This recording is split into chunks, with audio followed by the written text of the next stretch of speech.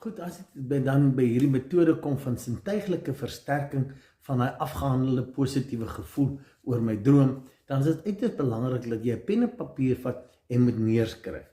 Want onthou, as jy iets neerskryf, dan is dit in die 90% meer versterking, want jy gebruik gevoel, jy sien, jy praat in jou kop, jy gebruik baie van jou sintuie terwyl jy die skryfwerk doen. So wat doen ons dan? Ons vat byvoorbeeld die eerste sintuig is, wat sien jy?